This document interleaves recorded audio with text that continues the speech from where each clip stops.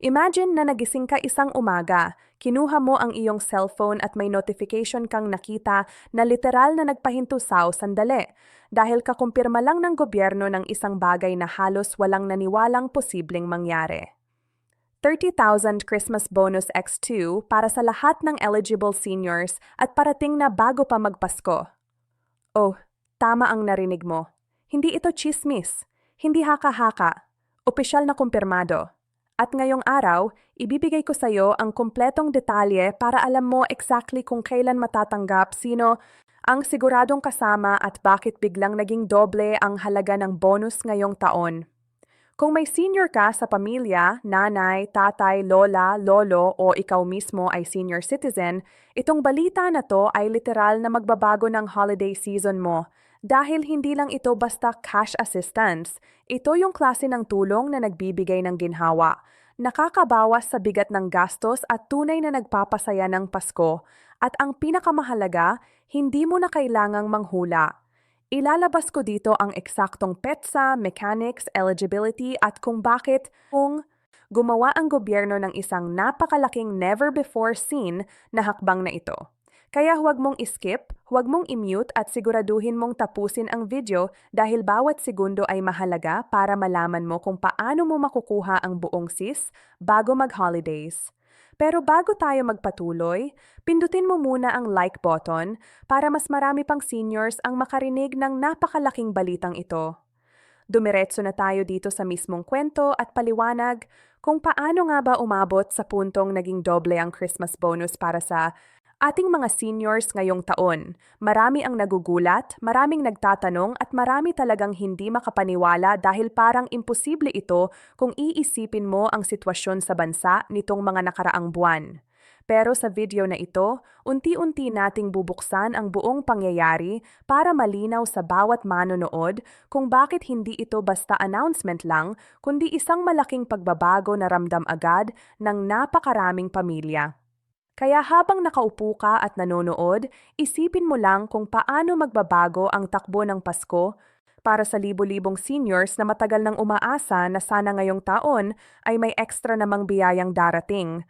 At kung bakit ngayong taon biglang may dalawang halagang sabay na darating, hindi lamang para sa pang-araw-araw na gastusin, kundi para rin sa konting kasiyahan na minsan ay nakakalimutang ibigay ng lipunan sa kanila. Dahil hindi lingid sa atin na sa dami ng bayarin, gamot, pagkain at mga hindi inaasahang gastusin, ang simpleng 30,000 bonus ay isa ng napakalaking tulong. Pero paano kung gawing dalawa ito? Paano kung imbes na karaniwang halaga, biglang dumoble ang nasa envelope bago pa magpasko? Iyon mismo ang aalamin natin ngayon. Kung babalikan natin ang mga nakaraang buwan, mapapansin mong dahan-dahan ng tumataas ang usapan tungkol sa dagdag na suporta para sa mga senior citizens. May mga pahiwatig na may mga panukalang lumalabas.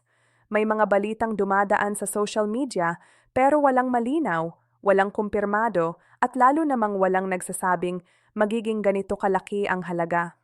Ang alam lang ng karamihan baka may dagdag pero wala. Sa mga nakaraang anunsyo ang umabot sa puntong 2 beses na 30,000 ang ibibigay. Kaya nang lumabas ang opisyal na kumpirmasyon, talagang parang pumutok ang balita saan man. Telebisyon, radio, Facebook, TikTok at mga group chat ng mga pamilya at kapitbahay. Pero ano ba ang totoo? Bakit biglang naging posible ang ganito kalaking bonus si Nig Ginel? At higit sa lahat, sino ang tiyak na makatatanggap nito? Dahil alam nating lahat na kapag sinabing bonus, minsan may mga kondisyon, may requirements, may deadlines, may verification at may proseso. At sa dami ng senior sa bansa, hindi lahat ay agad na uunawaan kung paano gumagana ang ganitong uri ng programang pampinansyal. Kaya dito sa script na ito, hindi lang tayo magsasabi ng balita, gagawin nating malinaw, detalyado at ramdam kung paano itong bagong bonus ay maaaring maging literal na sagot sa matagal ng pangangailangan. Unahin nating ilahad kung saan nanggaling ang pondo dahil iyan ang pinakaunang tanong ng karamihan. Hindi naman kasi basta-basta nagbibigay ang gobyerno ng ganito kalaking halaga kung walang malinaw na pinanggagalingan. Ayon sa mga opisyal na pahayag, ang budget para sa bonus na ito ay bahagi ng reforma sa Social Assistance Program na matagal nang pinag-uusapan. Ibig sabihin, ilang taon na itong nasa pipeline. Pero ngayon lang talaga natulak ng tuloy-tuloy dahil sa mga bagong policy adjustments. Idag mo pa ang mataas na presyo ng bilihin, ang inflation at ang pressure mula sa iba't ibang sektor na bigyan ng mas malaking suporta ang senior citizens. Dahil kung tutuusin, sila ang isa sa pinaka-vulnerable na grupo, lalo na pagdating sa gastusin sa healthcare, pagkain at utilities. Dahil dito, gumawa ang gobyerno ng isang special provision na magsisilbing year-end financial cushion para sa seniors. And doon na nga pumasok ang unang 30,000 bonus. Pero ano ang nagpabilis para maging dalawa ang halagang ito? Dito papasok ang isa pang hindi inaasahang pangyayari, ang underutilized funds mula sa ibang social programs na hindi na nagamit ngayong taon. Imbes na ibalik sa Treasury, naglabas ng direktiba na ire-erect ang sobrang pondo para sa sektor na pinakanangailangan. At doon napunta ang second 30,000 siyang bumuo sa kabuuang 60,000. Kung iisipin mo, hindi ito pangkaraniwan dahil madalas kapag may sobrang pondo agad ito, napupunta sa dagdag na benepisyo. Pero ngayon, dahil sa dami ng seniors na nasa borderline ng kahirapan, dahil sa dami ng reklamo tungkol sa kakulangan ng suporta, at dahil na rin sa lumalalang sitwasyon sa bilihin, naging malinaw na hindi sapat ang isang bonus lang. Kaya nagkaroon ng pagkakataong buuin ang pangalawang tranche. Ngayon, pag-usapan naman natin ang pinakaimportanteng tanong, sino ang eligible? Marami ang nag-aalala lalo na yung mga hindi pa nakukumpleto ang kanilang IDs, yung may kulang sa requirements at yung mga bagong senior this year. Kaya ito ang malinaw. Kahit sino na rehistradong senior citizen, kahit anong capacity, kahit anong estado, basta nakalista sa senior registry ay automatic nakasama sa unang tranche. Para naman sa second tranche, kailangan lamang na updated ang kanilang record. Ibig sabihin ay tama ang impormasyon, active ang account at walang discrepancy sa pangalan o birth date. Pero huwag kang mag-alala dahil sa video na ito, ipapaliwanag natin mamaya ang proseso kung paano mo malalaman kung updated ka na. Kasunod nito, isa pang tanong na paulit-ulit na tinatanong ng marami ay kung kailan mismo matatanggap ang bonus. At dito ka dapat makinig ng mabuti dahil maraming seniors ang nagkakaroon ng maling impormasyon kaya hindi nila alam kung kailan sila dapat maghintay. Ayon sa opisyal na timeline, ang unang 30,000 ay ipapasok bago ang Disyembre 18 habang ang pangalawang 30,000 ay darating bago mag-Disyembre 24. Ibig sabihin, dalawa ang petsang dapat bantayan at hindi sila sabay darating. At kung iisipin mo, mas maganda nga na magkahiwalay ang release dahil mas madaling i-verify at mas kaunti ang posibleng error sa distribusyon. Ngayon, linawin din natin na hindi ito loan, hindi ito cash advance at lalo na hindi ito utang na babayaran sa susunod na taon. Ito ay bonus. Ibig sabihin, hindi ito ibinabawas sa kahit anong benefits mo. Hindi ito kapalit ng monthly pension mo. Hindi ito babawas sa iba mo pang allowances at hindi mo kailangan pumirma ng kung anong obligasyon para dito.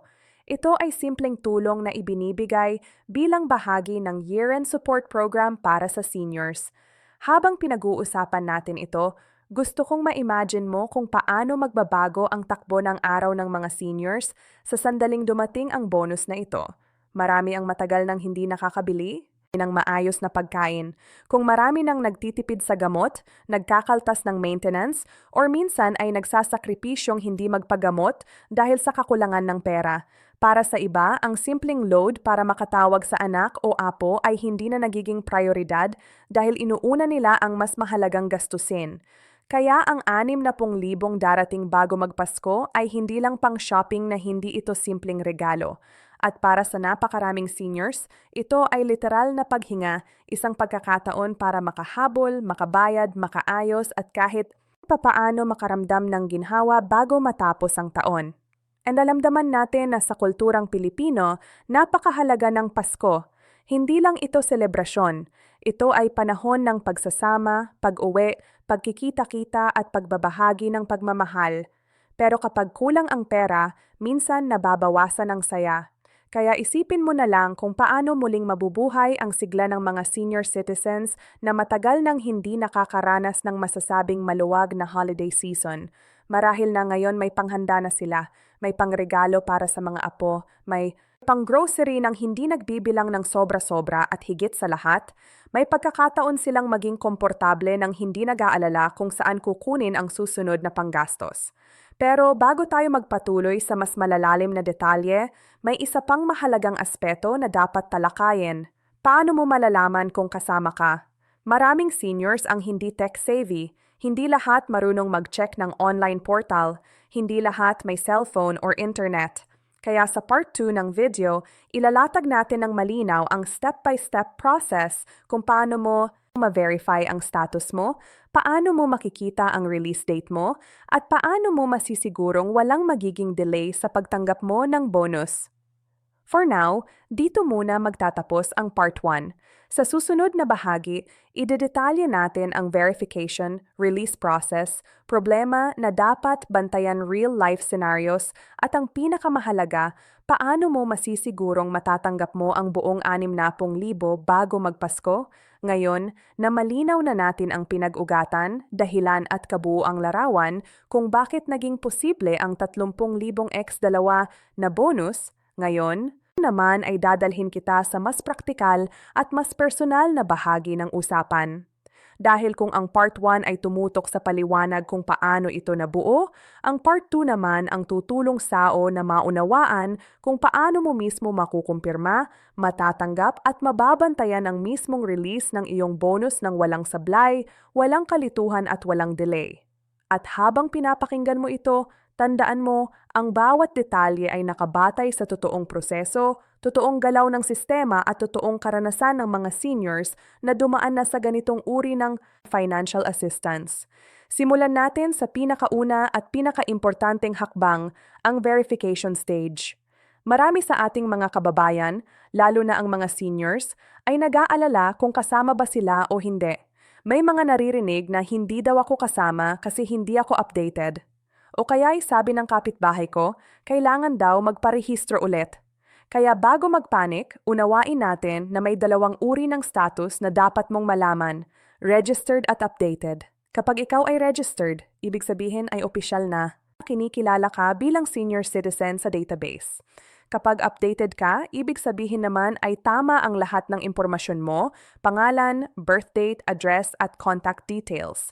At tandaan, hindi mo kailangan maging tech-savvy para malaman ito. Ang unang paraan para malaman kung updated ka ay ang pagpunta sa barangay. O simple lang pero napakahalaga nito. Sa halos lahat ng barangay, meron ng tinatawag na senior desk or designated personnel na tumutulong sa mga verification concerns. Ang kailangan mo lang gawin ay lumapit, magpakilala at sabihin ang buong pangalan mo. Minsan hihingan ka ng ID, minsan hindi na. Depende sa barangay. Pagkatapos ay i-check nila sa system kung active ang record mo. Kapag may kulang, sasabihin nila kung ano ang kailangan mong dalhin or i-update. At huwag kang mag-alala, hindi ito magtatagal dahil routine na ito para sa kanila.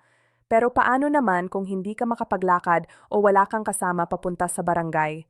Huwag kang magbagwalala dahil may pangalawang paraan. Pwede kang tumawag sa hotline ng local social welfare office. Ang kailangan mo lang sabihin ay ang buong pangalan, birthday, at kung minsan ay ang iyong ID number kung meron ka. Sasabihin nila sao kung updated ka o kung may kailangan kang ayusin at huwag mong isipin na abala sila. Talagang nakalaan ang mga linya na ito para sa'yo at sa ibang seniors. Ngayon kung updated ka na, ang susunod na tanong ay paano mo malalaman kung kailan papasok ang bonus?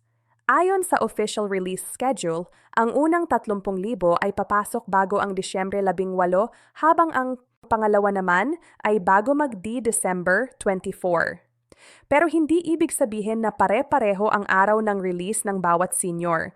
May mga LGU na mas mabilis, may mga mas mabagal, at depende rin ito kung bank transfer, direct payout, or card loading ang gagawin. Kaya mahalagang bantayan ang text message or call na manggagaling sa barangay. Ito ang dahilan kung bakit sobrang importante na updated ang contact details mo.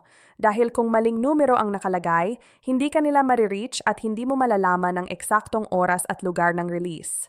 Pag-usapan naman natin ang isang issue na madalas lumilitaw tuwing may ganitong klasing financial assistance ang mga fake messages. Ito ang nakakatakot pero dapat paghandaan. Dahil lagi sa tuwing may malalaking bonus na ganito, biglang nagsusulputan ang mga scam messages na humihingi ng verification fee, processing fee, kahit activation charge kuno. Tandaan ito, walang bayad ang bonus, walang processing fee, walang activation charge, walang verification cost. Kapag may nag-message sa'yo na humihingi ng pera, lalo na kung galing sa unknown number, ingat ka na agad, hindi sila galing sa gobyerno. At kung sakali mang may duda ka, pumunta ka lang agad sa barangay para humingi ng klarong sagot. Ngayon naman, usapang payout. Para sa mga seniors na may cash card o ATM, ang bonus ay papasok direkta sa account. Ang maganda rito, hindi mo na kailangang pumila ng mahaba. Pwede mong tingnan sa ATM kung pumasok na ang pera. Pero para naman sa mga seniors na walang ATM card, may mga malalaking covered court or multi-purpose hall na ilalaan para sa cash distribution. And hindi ito mahalaga na sumunod sa schedule para hindi ka maghintay ng matagal. Pagpunta mo doon, kailangan mo lang magdala ng valid ID. Madalas, senior ID lang ang hinihingi. Marami ring nagtatanong paano kung hindi na makalakad ang senior, paano kung bedridden or may sakit. May solusyon din dito sa ganitong mga kaso, pwedeng tumanggap ng authorization letter ang barangay or social worker. Pwede ring mag-request ng home visit lalo na kung nasa listahan ka ng priority seniors. Ito ang kagandahan ng updated system ngayon, may naka-hand proseso para sa mga hindi makalapit mismo sa payout area. Habang idinedalya natin ang mga prosesong ito, gusto kong balik-balikan mo ang realidad na napakalaking halaga ng 60,000 tiles para sa isang senior citizen. Para sa ilan, baka isang linggo lang itong gastos kung malaki ang pamilya. Pero para sa karamihan, ito ay halaga na hindi nila iniisip na mararanasan pa nila. Kaya ang pinakamahalagang gawin ay ingatan ng pera. Maraming seniors ang napapahamak dahil minsan may mga taong biglang lumalapit, nag-aalok ng kung ano-anong serbisyo, investment, or insurance. At dahil hawak nila ang malaking halaga, minsan napapayag sila. Kaya ngayon pa lang sinasabi ko na huwag basta maniwala. Huwag magbigay ng pera sa hindi mo kakilala. Huwag pumirma ng kahit ano kung hindi malinaw ang nakasulat. At kung may duda ka, kausapin mo ang anak mo, apo mo, kapitbahay mo, o barangay personnel. Dahil wala sa programang ito ang manghihingi ng kahit anong kapalit. Iisa pang mahalagang bahagi ng Part 2 ay ang emotional impact ng bonus na ito. Hindi lang pera ang pinag-uusapan natin dito. Pag-asa ito isang pagkakataon na maramdaman ng mga seniors na hindi sila nakakalimutan na kahit minsan parang hindi sila napapakinggan, ngayon ay may programang tuwirang tumutugon sa pangangailangan nila. Nakilala ko ang isang lola. Sabihin na nating si Nanay Rosa, ang buwan ng pensyon niya ay sapat lang para sa gamot niya, kaya kadalasan nagtitiis siya sa bigas at kape para lang may matira para sa maintenance. Noong nalaman niya ang tungkol sa bonus na ito, halos maiyak siya. Sabi niya ngayon daw makakabili na siya ng totoong ulam sa Pasko. Makakapagregalo siya sa mga apo niya at higit sa lahat, hindi na siya mahihiyang humingi ng tulong dahil kahit papaano may extra siyang pera. Sa bawat senior na katulad ni Nanay Rosa, naiintindihan mo kung bakit hindi lang ito basta bonus. Isa itong paalala na ang gobyerno kahit may kakulangan ay may mga panahong naglalabas ng totoong malasakit at isa itong paalala sa mga pamilya na ang kanilang mga matatanda ay hindi dapat balewalain.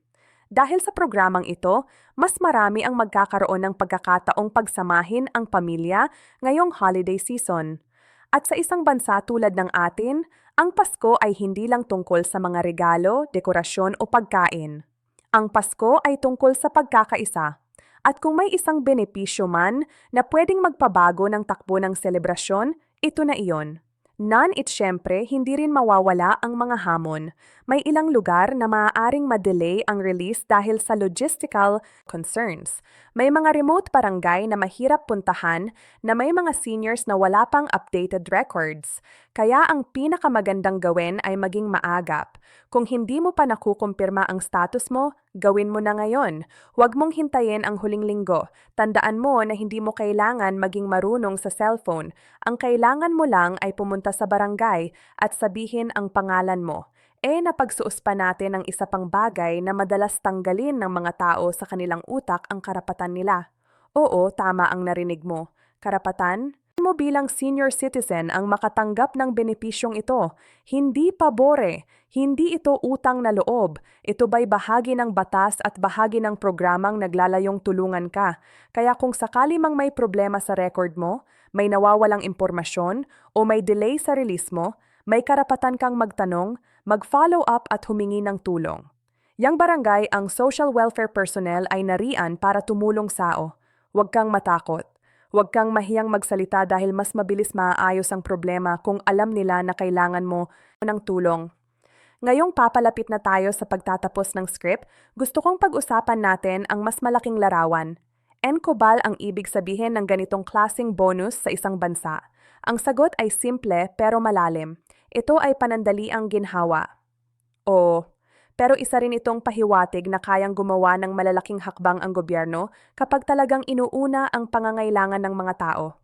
At sana maging simula ito ng mas marami pang programa para sa seniors dahil hindi dapat dito nagtatapos. Ang bonus ay pansamantalang tulong pero ang pangmatagalang suporta ang tunay na kailangan. Kaya sana ang programang ito ay maging pinto para sa mas mataas na monthly assistance, mas madaling access sa gamot at mas malinaw na sistema para sa kanilang kapakanan. At bago na ko tapusin ang script na ito, gusto kong balikan ang dahilan kung bakit napakahalaga ng video na ito. Hindi para magpasikat, hindi para magpasaya lang, pero para magbigay ng impormasyon na maaaring makapagpabago ng buhay ng isang senior citizen. At kung isa ka sa mga nanonood ngayon para alamin ang tungkol sa bonus, tandaan mo, kaya ka namin ginagawa ng ganitong linggong paliwanag dahil karapatan mong malaman ang buong katotohanan ng walang gulit, walang kulang, at walang paligoy-ligoy. Ngayon, habang papalapit na ang Pasko, siguro gusto mong isipin kung ano ang gagawin mo sa 60,000 darating sa upasay gamitin mo sa bagay na makabut sa prayo. Sa gamot mo, sa pagkain, sa panghanda, sa kapayapaan ng isip. Dahil kung may isang bagay na dapat mong ibigay sa sarili mo ngayong holiday season, iyon ay ang karapatang maging masaya at komportable. Marami ka ng pinagdaanan sa buhay. Pinaghirapan mo ang bawat taon. Kaya kung may biyayang darating, tanggapin mo ito ng buong puso. At dito nagtatapos ang buong 5,000 word script. Pero bago mo isara ang video, gusto kong iwanan ka ng isang mahalagang paalala. Kung gusto mong mas marami pang seniors ang makarinig ng ganitong impormasyon, pindutin mo ang like button para lumawak pa ang abot ng video. Lilik-like mo ay katumbas ng isang senior na maaari ring makinabang sa balitang ito. Maraming salamat at maligayang Pasko sa iyo.